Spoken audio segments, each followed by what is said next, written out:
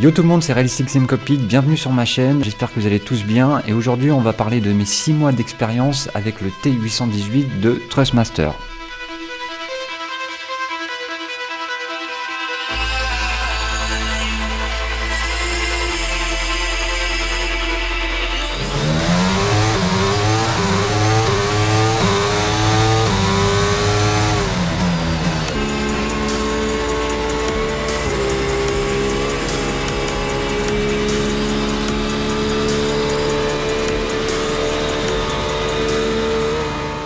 C'est en novembre 2022, juste avant Noël, que Thrustmaster a annoncé sa base T818, donc son nouveau Direct Drive. Et finalement, le Père Noël est arrivé un petit peu en retard parce que moi je l'ai reçu à peu près à la mi-janvier, normal vu que je vis à La Réunion. Et donc, ça fait maintenant 6 mois que je possède cette base. Mais j'ai été un des premiers à rouler avec le T818. Et donc 6 mois plus tard et au lendemain d'une mise à jour qui apporte 2 nouveautés, je voulais dresser un bilan sur cette base T818 et voir si elle avait tenu ses promesses. Mais avant tout ça, les gars, je voulais vous dire que le feeling avec une base ou un volant, c'est quelque chose de complètement subjectif. C'est une opinion personnelle. Les bases Direct Drive sont toutes très proches les unes des autres.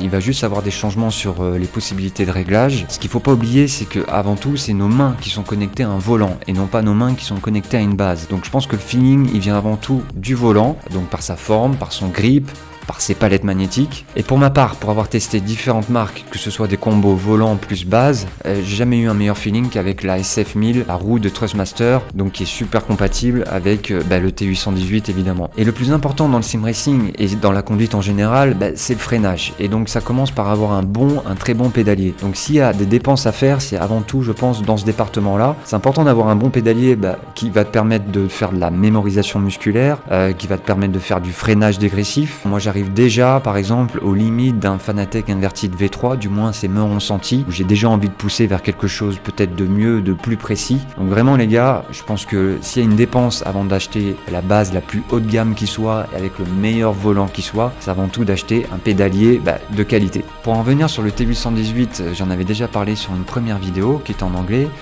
Le lien, vous pouvez le retrouver juste là. Je trouve que c'est toujours une excellente base. Donc 6 mois après, voilà, rien n'a changé. Après, bon, peut-être que j'ai envie de changer et envie d'évoluer sur la base, mais ça, j'en parlerai en fin de vidéo.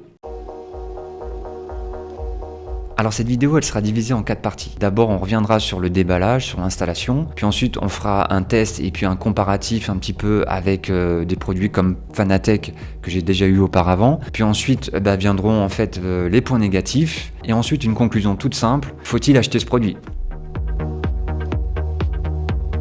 En déballant une boîte de T818, on trouve tout ce qu'il y a à l'intérieur d'une base Direct Drive. La base, le chargeur, qui est ici de taille normale, mais moins gros que celui d'un TSPC, et également un adaptateur Quick Release pour les anciens volants Thrustmaster, ainsi que la vis typique de chez Thrustmaster. L'adaptateur Quick Release s'enlève facilement avec un tournevis plat, en suivant les recommandations du manuel d'utilisation.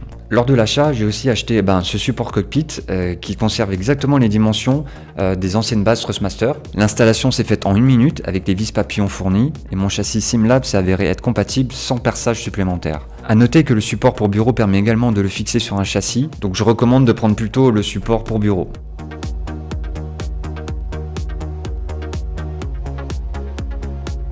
J'ai également conçu et imprimé des supports 3D comme celui-ci qui permet finalement de faire des supports murales ou des supports pour extrusion. J'ai également fait un modèle qui s'insère dans la base sans aucun dommage pour y fixer l'appareil de votre choix comme un iPad.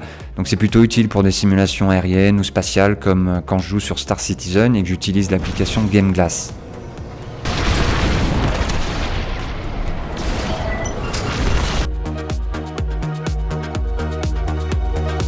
Alors à l'époque, j'avais commencé les tests sur iRacing avec le réglage performance, avec une vieille roue de 33 cm Ferrari 488 Challenge qui coûte environ 150-200 €. Évidemment, rapidement, je lui ai acheté un adaptateur dédié parce que j'ai déjà un adaptateur qui a été mis sur la roue SF1000.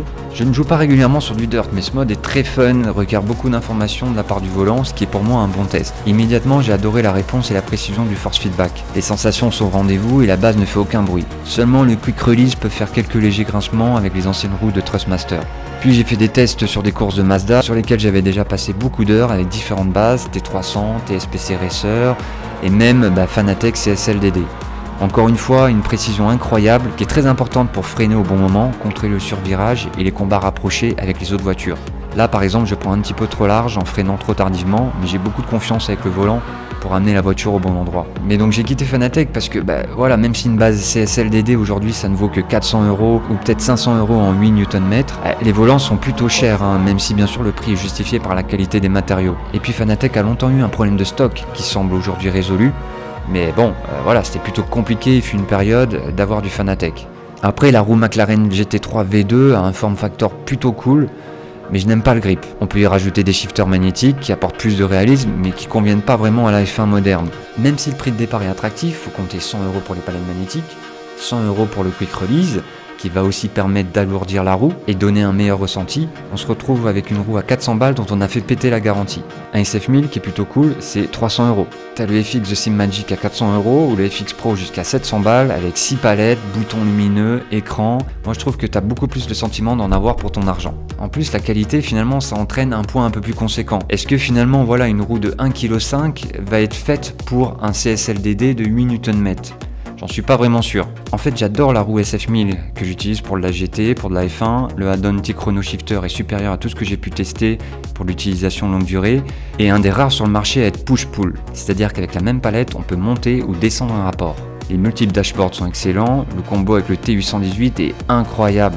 Sur Assetto Corsa Competition, cela m'a complètement bluffé et enfin fait apprécier ce jeu. Une précision des effets de route incroyable. Sur Air Factor, le feeling est excellent aussi, hein, mais j'aime juste pas ce jeu, donc le contenu gratuit n'est pas vraiment beau, et puis vraiment compliqué à aller dans les paramètres, à faire du multijoueur. Et finalement le jeu F1 2022, connu pour avoir un mauvais force feedback, donc j'ai pas encore eu l'occasion d'essayer le F1 2023, sans doute à la fin de l'année, mais là j'ai utilisé les réglages fournis par Thrustmaster, et c'était complètement différent des autres générations de base Thrustmaster à courroie. Il n'y a vraiment pas cet effet de grain, de sentiment de sentir la courroie qu'on pouvait avoir sur les bases à courroie d'avant. Le jeu devient donc juste excellent, et j'ai fait beaucoup de vidéos que vous pouvez retrouver sur la chaîne qui parlent de Formule 1. Beaucoup de gens reprochent l'absence de gestionnaire de profil, mais pour moi c'est justement le point fort de cette base.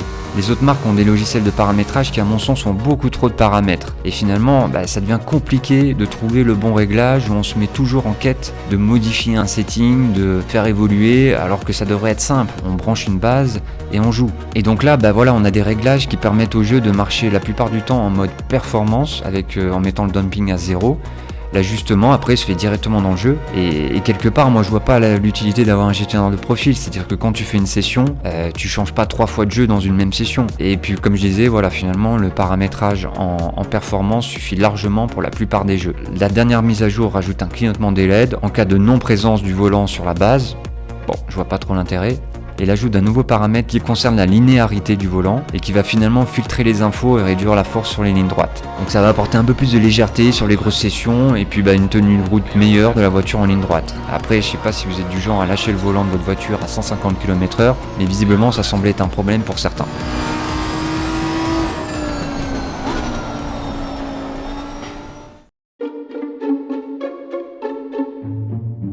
Je sais pas vraiment si c'en est un, mais il faut, c'est sûr, acheter un quick release pour chacun des vieux volants Thrustmaster que vous avez chez vous.